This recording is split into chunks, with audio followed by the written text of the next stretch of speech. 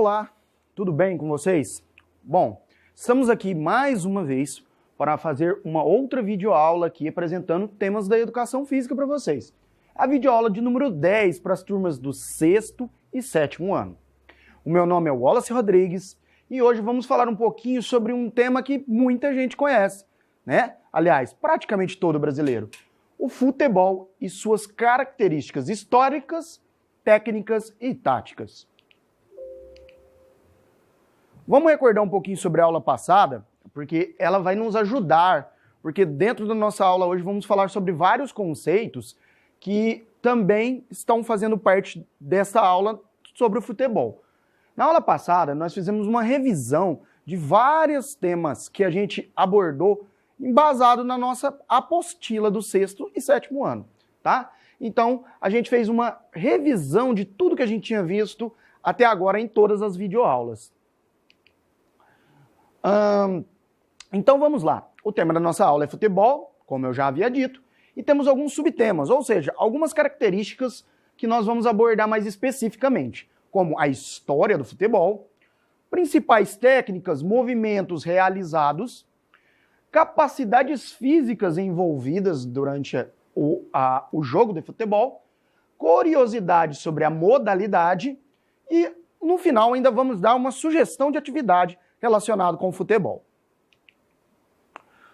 A história do futebol começa lá na Inglaterra, lá por volta do ano de 1863, quando duas associações de jogos de bola, né, jogos diferentes do futebol, se uniram e fizeram algumas modificações nesses esportes que já existiam para conseguir montar as regras do futebol. Então, eles inventaram. Os ingleses são os inventores do futebol.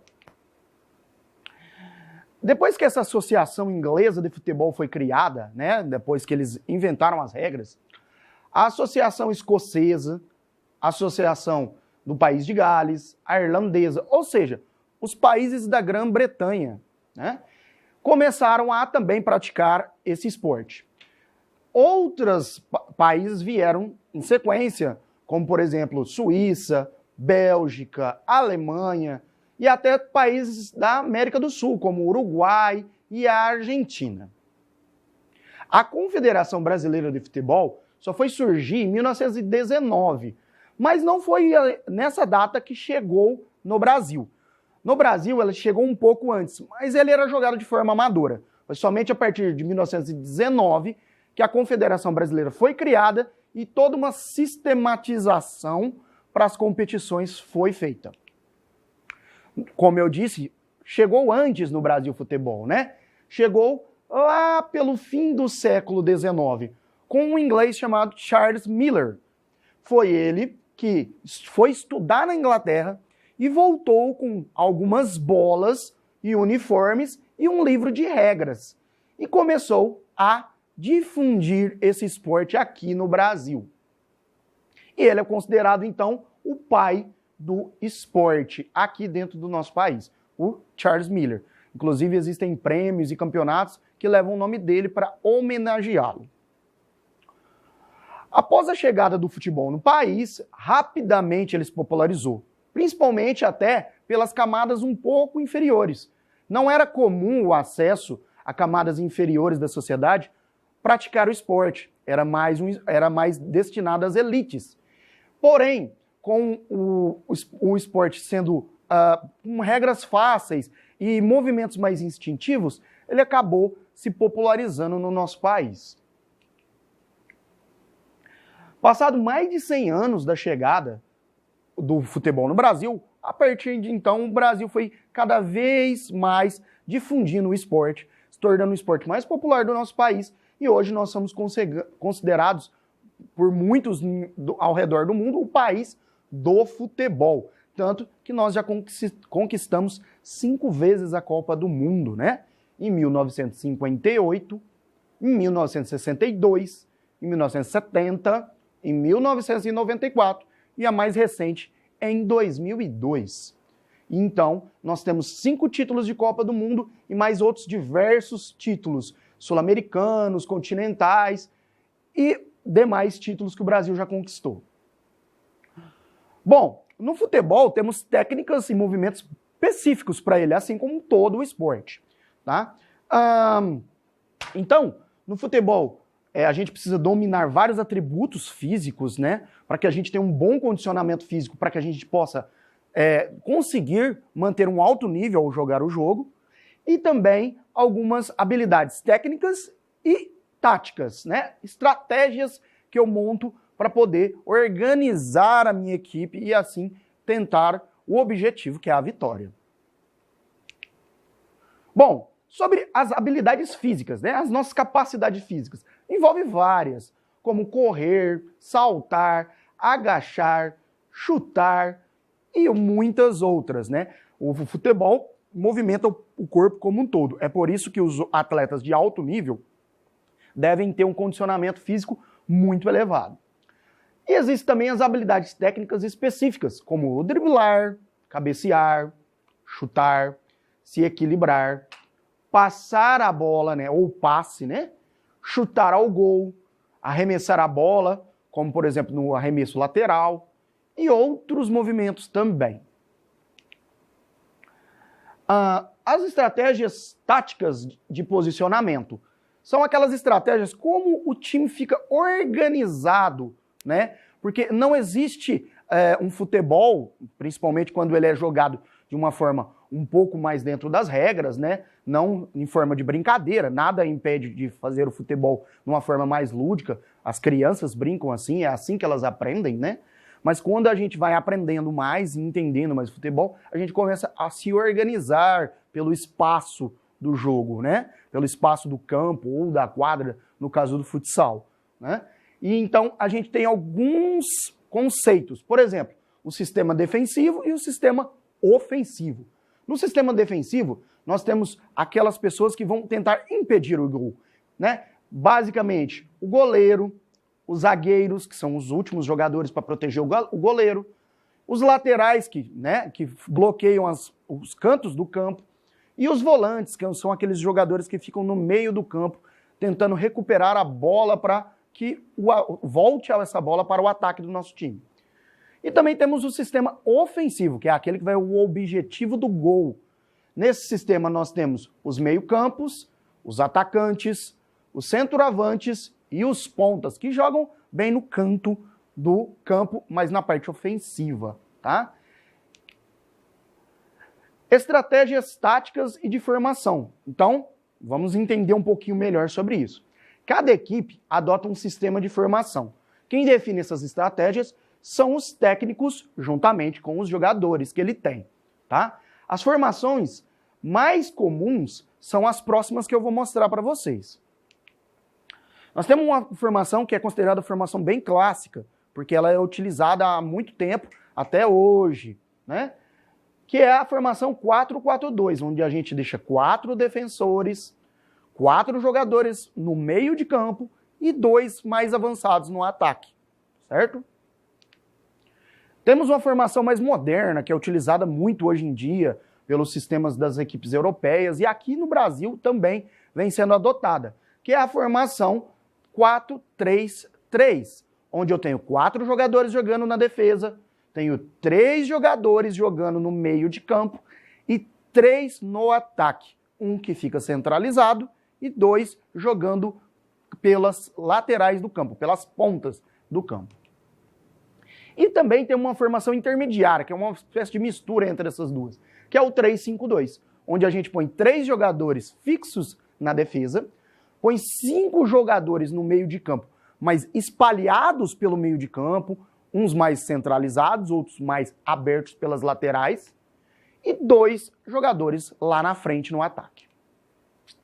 Bom, as capacidades físicas envolvidas, assim como as habilidades físicas são fundamentais, as capacidades também são essenciais. Aprendemos nas aulas anteriores que existem 7 capacidades físicas. Vamos relembrar?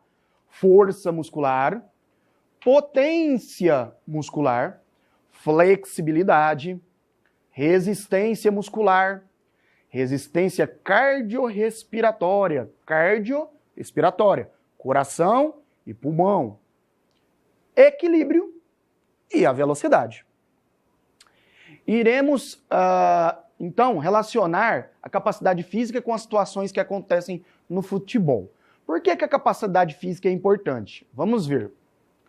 A velocidade é importante no momento da condução da bola para você ir para o ataque ou para você voltar para a defesa. A força muscular na hora de você dividir a bola com seu rival para ver quem é que ganha a bola. A resistência cardiorrespiratória para conseguir aguentar jogar em alto nível no tempo que você está jogando. E a flexibilidade, por exemplo, no caso do goleiro, para saltar e se esticar para alcançar a bola para fazer a defesa.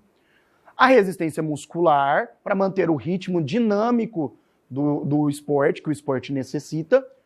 O equilíbrio, para a capacidade que ajuda a impulsão e também o domínio de bola, né? Quando os jogadores estão recebendo essa bola. E ainda a potência muscular, que intensifica a força dos passes e dos chutes.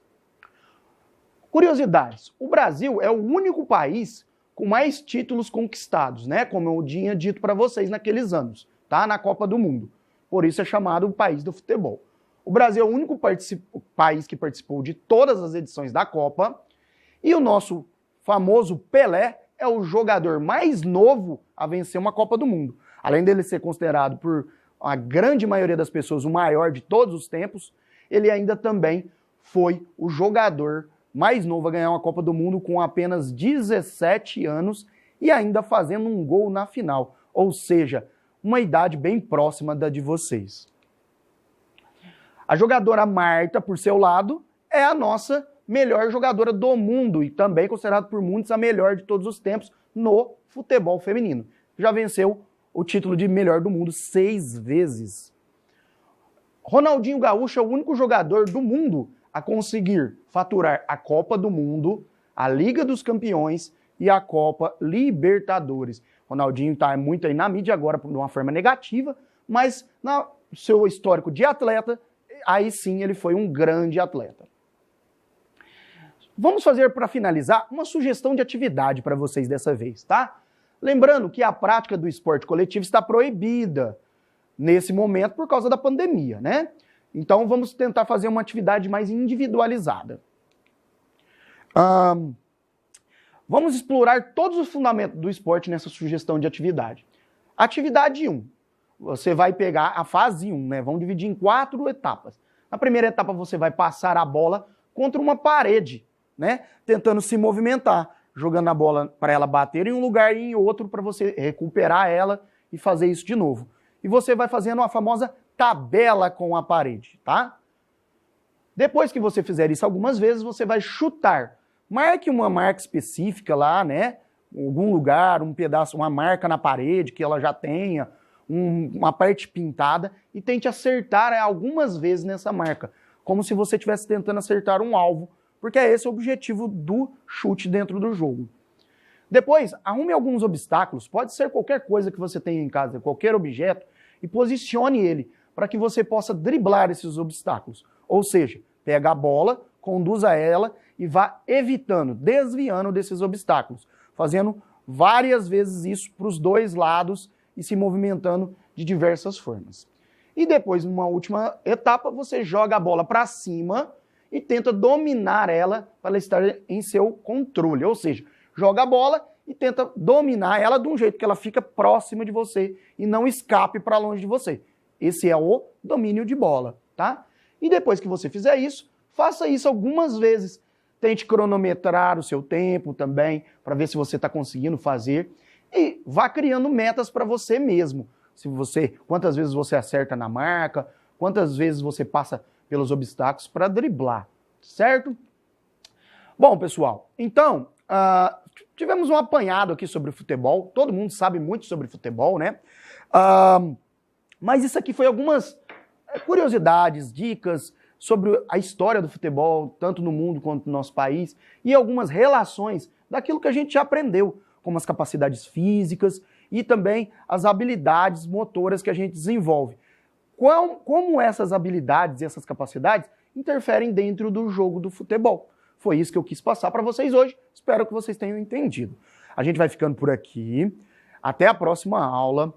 Espero que vocês continuem praticando atividades físicas na sua casa, que seja a sugestão nossa do futebol ou outras, mas sempre se movimente. Somos seres de movimento, tá? E, claro, se cuidem durante essa pandemia, né? Uma hora isso tudo vai passar, estaremos de novo para jogar o bom e velho futebol dentro da nossa escola lá na quadra. Obrigado a todos, valeu, tchau!